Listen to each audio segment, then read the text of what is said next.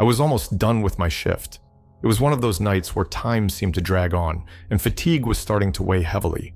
I had just delivered a pizza a few blocks from my workplace when the call came in. A late order, the last one of the night, and the address seemed to be in a more isolated part of town. It wasn't common to get orders from that area, but work is work, and I just wanted to finish up quickly.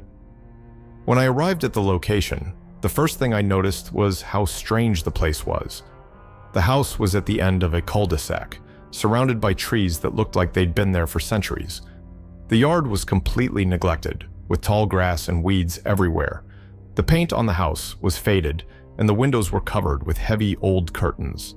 Something about it didn't feel right, but I ignored the feeling and parked the car. With the pizza box in hand, I walked up to the front door. That's when I noticed it was slightly ajar, and I could hear the sound of a piano coming from somewhere inside the house. It was a slow, melancholic melody, the kind of music you'd hear in a horror movie. My first instinct was to turn around and leave, but the customer had mentioned on the phone that they had difficulty walking, which was probably why the door was open. "Hello? Pizza delivery," I called out, hoping someone would show up quickly. I waited a few seconds, but there was no response. The piano music continued, and I started to feel a chill down my spine. Something was definitely wrong. I decided to take another step inside the house, curiosity overcoming fear. The inside of the house was even creepier. The walls were covered in old paintings, and the furniture looked like it belonged to another era, all coated in dust. The air was heavy, almost suffocating, and the only sound breaking the silence was the piano playing in the background. Everything in me screamed to get out of there, but I needed to finish the delivery. And besides, the door was open. Someone had to be there. I was already nervous, but something inside me told me I had to keep going. Maybe it was my curiosity or just the desire to finish up and go home. I took a few more steps, my shoes creaking on the old wooden floor. The sound of the piano seemed to get louder as I approached a door at the end of the hallway. With each step, the atmosphere grew heavier, as if the air was condensing around me. "Hello? I'm here with the pizza." I tried again, but my voice felt small, almost swallowed up by the house. I looked around, searching for any sign of life, but all I saw were old, dusty furniture and closed curtains that kept the house in a constant state of twilight. The only sound was that haunting melody, repetitive and now seeming to burrow into my mind. I reached the door where the sound was coming from and hesitated. Something inside me screamed to leave, to drop the pizza on the floor and run back to the car. But curiosity, or maybe stubbornness, made me push the door open slowly. The creak was loud, echoing through the house. The piano was there, in the center of the room, but what paralyzed me was that it was playing by itself. The keys were moving, pressed by some invisible force, and the music continued, a dark melody that seemed to pull me into the room. I stood there, frozen, staring at that piano, moving without anyone playing it, trying to make sense of what was happening. That's when I realized something was wrong. I tried to remember the customer's voice on the phone, what they had said. They mentioned difficulty walking, but who would open the door and leave a piano playing by itself in a house like that? I began to feel a pressure in my chest, like something was surrounding me, watching me. I remembered the cell phone in my pocket and tried calling the number that placed the order. The call wouldn't go through. It was either busy or went straight to voicemail. I started to feel uneasy, like I was being pushed into a place where I didn't belong. I decided it was time to leave, to just leave the pizza there and get out. I turned towards the front door, ready to bolt, but when I got there, it was locked. I tried turning the knob, pushing with my shoulder, but nothing seemed to work. Panic started to set in for real. I was trapped in a strange house, with a piano playing by itself and no sign of the customer. The door I had entered through was inexplicably locked, and the feeling of being watched only grew stronger. My heart was racing, and my breathing became labored. I needed to get out of there, but every exit seemed blocked. I decided to look for an alternative way out, some window or back door that might be unlocked. I began exploring the house, walking through dark hallways and dusty rooms, trying not to think about how it looked, like the house hadn't been lived in for a long time. The shadows seemed to move on the walls, as if something was hiding in them, watching me every step of the way. Along the way, I found a room that looked like an office. There was an old desk and a shelf full of books that seemed to have been forgotten for decades. It was there that I saw something that made my stomach churn. On top of the desk was an old newspaper, yellowed with age. The headline spoke of an incident at that very house, something that happened many years ago. The article mentioned a tragedy involving the former residents and suggested that the house might be haunted. The pieces started to fall into place in a way I didn't want to believe.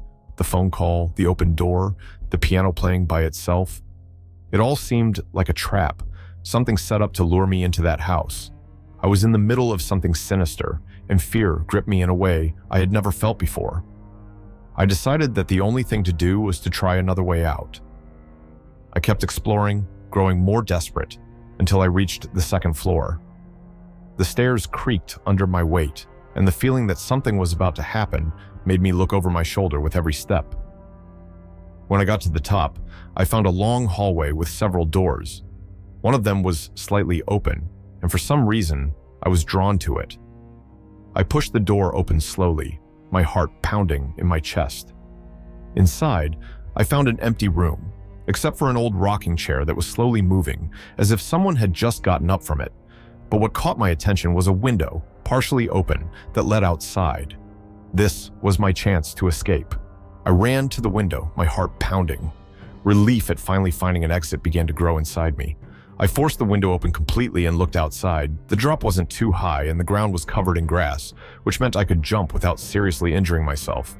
I took a deep breath and prepared to jump, but as soon as I stood up to climb through the window, I felt something cold grab my ankle. I looked down and saw a shadow, like a hand made of pure darkness, holding onto my foot. I let out a scream and struggled, kicking to break free. The hand tightened his grip, and I felt the panic rising, almost consuming me.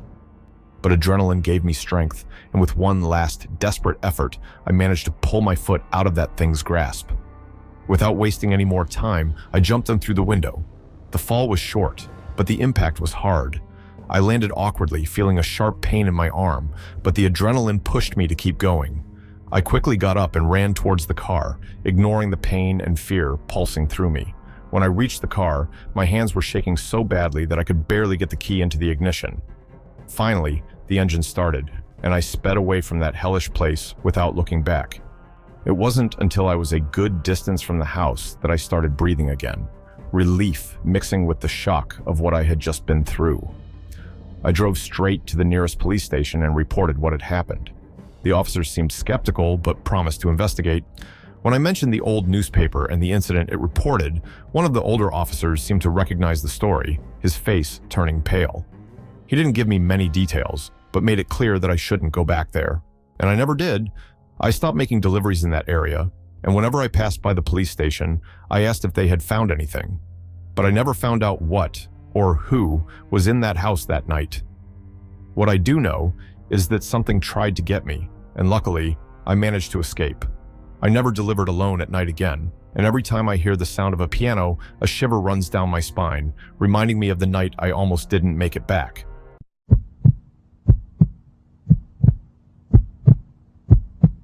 I was only 17 and had been working as a pizza delivery driver for a few months. That night, my boss gave me an order for a house in an area I didn't know well, far from the city. It seemed a bit odd, but I was used to strange orders. Besides, it was a quick delivery, and I wanted to get it over with. I drove to the address following the GPS, but the area felt more isolated than I had expected. The houses were spaced far apart, and the streetlights were few and far between.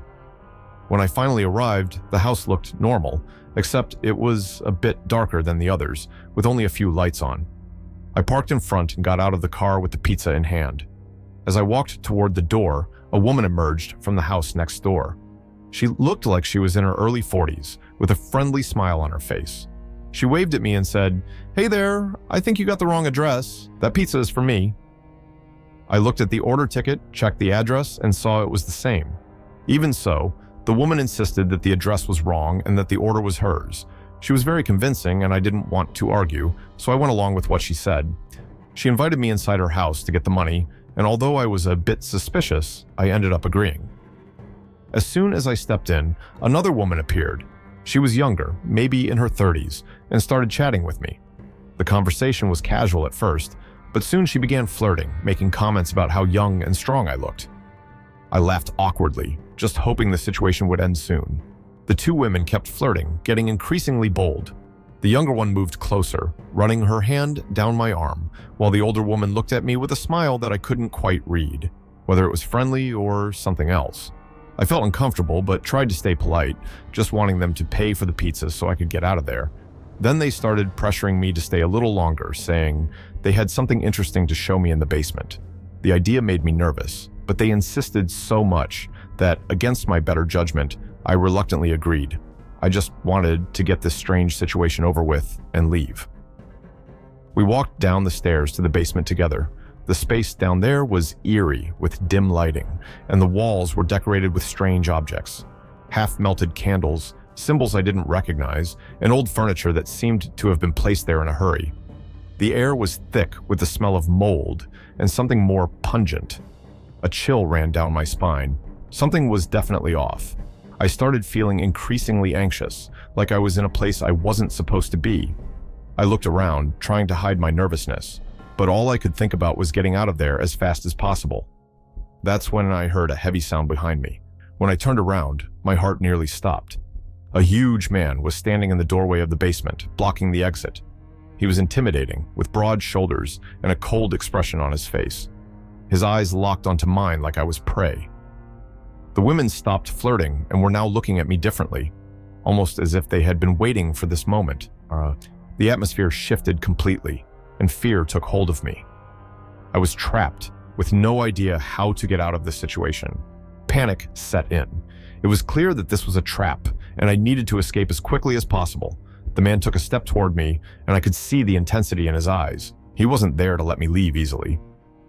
The two women had also changed their demeanor, making it clear they were on his side.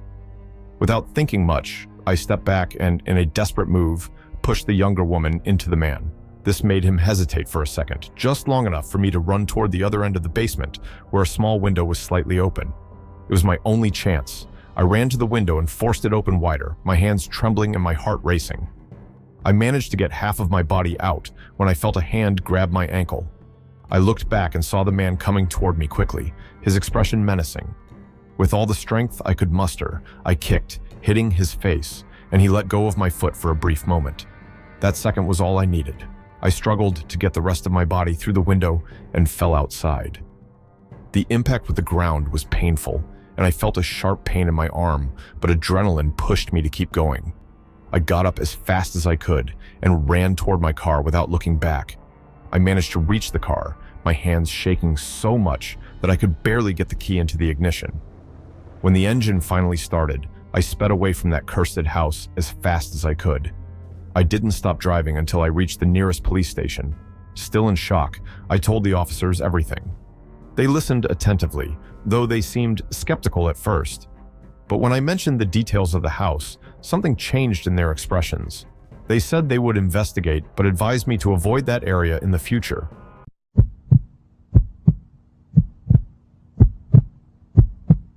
It was my last week working as a delivery driver for an Italian restaurant.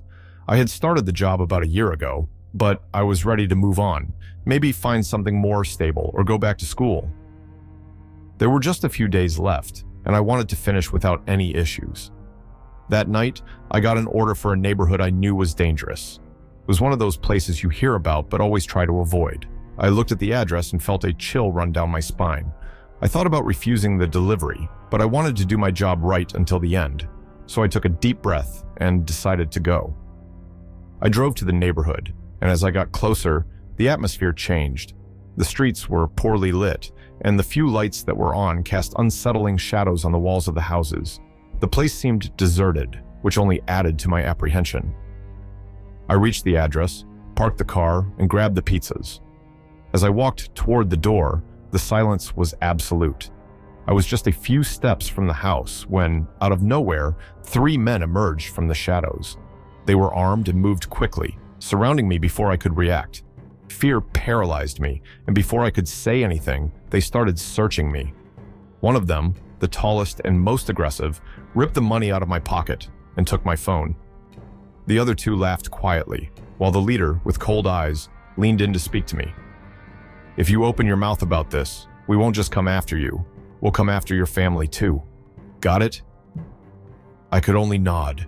The fear that they would make good on their threat froze me. They shoved me to the ground and took off running, disappearing as quickly as they had appeared. I lay there for a few seconds, trying to process what had just happened. When I finally managed to get up, my legs were trembling so much that I could barely make it back to the car. The adrenaline kept me from thinking clearly, and all I wanted was to get out of there. I drove back to the restaurant, trying to stay calm, but the fear was etched into every thought. When I arrived at the restaurant, I quickly made up an excuse to my coworkers and manager, saying it was just a regular mugging without mentioning the threats. I knew I should have told someone, but the man's words echoed in my mind. The thought of putting my family at risk terrified me. I spent the rest of the day in a state of anxiety, unable to shake what had happened. When I finally got home, I sat down with my dad and told him everything. He was a strong and protective man, and as he listened, I saw the anger growing in his eyes. He had connections with the police, and this wasn't going to go unpunished. Without wasting any time, my dad reached out to some friends in the police force, and soon an operation was organized to catch the men who had robbed and threatened me. I knew the police didn't take this kind of thing lightly, especially when the family of one of their own was involved. The operation was swift and efficient. 2 of the men were caught and confessed to the crime, providing details of what they had done. Relief began to set in, but it didn't last long. The 3rd man, the most aggressive one who had made the threats, managed to escape. He seemed to have vanished completely, leaving no trace. The police searched, but he wasn't found. The fear came back with full force. I knew 2 of the criminals were behind bars, but the fact that the most dangerous one was still out there left me terrified. I found myself looking over my shoulder with every step, expecting him to show up at any moment to make good on his promise. Even though 2 of the attackers were locked up, the sense of security I had hoped for never came. The thought of the 3rd man, the most threatening one, still being on the loose, haunted me constantly. I tried to move on, but the fear was always there, like a constant shadow. Every time I left the house, I looked in all directions, expecting him to appear from somewhere. The fear began to affect my routine. I avoided going out at night, and even at home, I felt uneasy, as if he could show up at any moment to carry out his threat. I started checking doors and windows multiple times before going to bed, and sleep never came easily. My hands would sweat every time the phone rang, or when I heard an unusual noise. I knew I was letting fear take over, but after what had happened, it was hard not to expect the worst. Even with the police assuring me they were doing everything they could to find the man, I couldn't feel safe. My family tried to reassure me, but the dread that he might show up without warning was stronger than any words of comfort.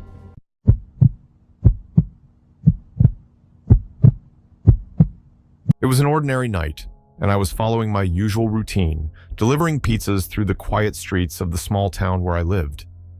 At 20 years old, this job paid the bills, and I enjoyed its simplicity. But that night, I received an order that made me feel a bit uneasy.